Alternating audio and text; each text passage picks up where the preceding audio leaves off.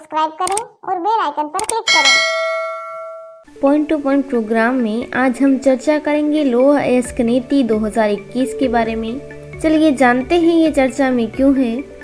हाल ही में रेल मंत्रालय ने लौह अयस्क से जुड़ी नई नीति लागू की है।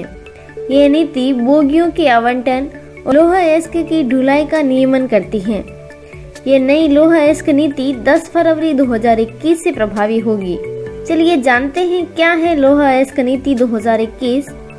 भारतीय रेलवे ने बोगियों के आवंटन और लौह अयस्क की ढुलाई का नियमन करने वाली लौह अयस्क से जुड़ी नई नीति की घोषणा की है।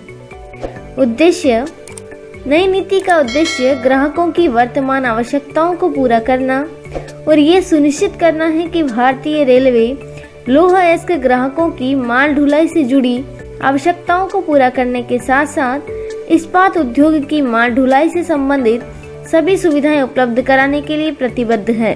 इसका लक्ष्य इस्पात उद्योग को घरेलू और वैश्विक प्रतिस्पर्धा की चुनौतियों का सामना करने योग्य बनाना है। इस्पात का उत्पादन मुख्य तौर पर लौह अयस्क समेत अन्य कच्चे माल के परिवहन पर निर्भर करता है। नई नीति में ये साफ तौर पर स्पष्ट कर दिया गया है कि उपलब्ध लोडिंग अनलोडिंग समेत सभी बुनियादी ढांचागत सुविधाओं का इस्तेमाल करते हुए ग्राहकों की सभी आवश्यकताओं को पूरा किया जाएगा। नई नीति को लौह अयस्क नीति 2021 नाम दिया गया है और ये 10 फरवरी 2021 से प्रभावी हो जाएगी। नई नीति के अनुसार रेलवे सूचना केंद्र बोगियों की आवंटन प्रणाली में बदलाव करेगा। अब जानते हैं नई नीति के प्रमुख बिंदुओं को। बोगियों के आवंटन और माल ढुलाई के संदर्भ में नए और पुराने संयंत्रों को एक समान महत्व दिया जाएगा। लौह अयस्क की प्राथमिकता के आधार पर ढुलाई की व्यवस्था में बदलाव किया जा सकता है।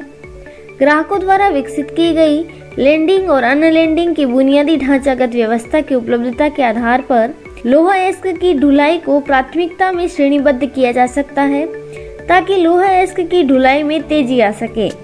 नई नीति के अनुसार घरेलू विनिर्माण गतिविधियों के लिए लौह अयस्क के आवागमन के लिए उच्च प्राथमिकता दी जाएगी।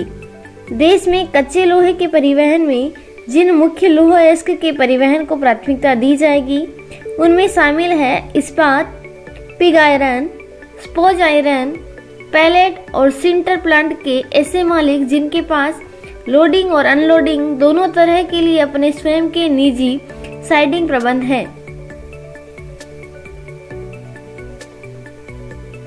ऐसे मालिक जिनके पास लोडिंग और अनलोडिंग दोनों तरह के लिए अपने स्वयं के निजी साइडिंग प्रबंध है।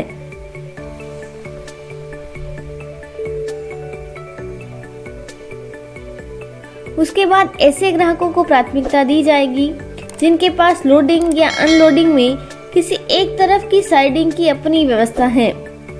उसके बाद उन ग्राहकों को जिनके पास न तो लोडिंग की तरफ और न ही अनलोडिंग की तरफ व्यवस्था है और जो पूरी तरह से सरकारी भंडारण और साइडिंग पर निर्भर हैं।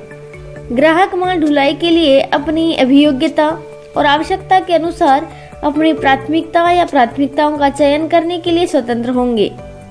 प्राथमिकताओं का चुनाव करने के लिए अनुमति लेने की कोई आवश्यकता नहीं होगी। प्राथमिकता श्रेणी डी के अंतर्गत कम गुणवत्ता वाले लौह अयस्क को जिसे उत्पादन की प्रक्रिया के दौरान अस्वीकृत कर दिया गया हो उसे किसी भी स्थान पर ले जाया जा सकेगा। माल ढुलाई के ढेलों के अंतर्गत ग्राहक अपनी आवश्यकता अनुसार मांग पत्र जारी करने के लिए स्वतंत्र होंगे। व्यवसाय को और सुगम बनाने के उद्देश्य से रेलवे द्वारा दस्तावेजों की जांच पड़ताल की व्यवस्था को खत्म कर दिया गया है। अब ग्राहक को किसी भी प्राथमिकता श्रेणी में अपने माल की ढुलाई के लिए वचन पत्र देना होगा कि माल की खरीद से लेकर उसकी ढुलाई और उसके इस्तेमाल में केंद्र और राज्य सरकारों के नियमों और कानूनों का अनुसरण किया गया है। इसमें किसी भी प्रकार की त्रुटि के लिए ग्राहक को जिम्मेदार माना जाएगा और ग्राहक द्वारा की गई किसी गलती का हर्जाना रेलवे को देना होगा। अब जानते हैं नई इस्पात नीति के महत्व को। गौरतलब है कि रेलवे के कुल माल परिवहन में लौह अयस्क दूसरा सबसे प्रमुख माल है और 2019-20 में रेलवे द्वारा की गई कुल 1210 बिलियन टन की माल ढुलाई में लौह अयस्क और इस्पात की हिस्सेदारी 17% की रही। जिसमें 53.81 मिलियन टन स्टील और 153.35 मिलियन टन लौह अयस्क शामिल है। रेल मंत्रालय द्वारा जारी की गई नई लौह अयस्क नीति 2021 का इस्पात उद्योग पर सकारात्मक प्रभाव देखने को मिलेगा। इससे अर्थव्यवस्था के प्रमुख क्षेत्रों को मजबूती मिलेगी और देश की आर्थिक गति तेज होगी। HE क्लासेस के लेटेस्ट अपडेट के लिए चैनल को सब्सक्राइब करें और बेल आइकन पर क्लिक करें। धन्यवाद।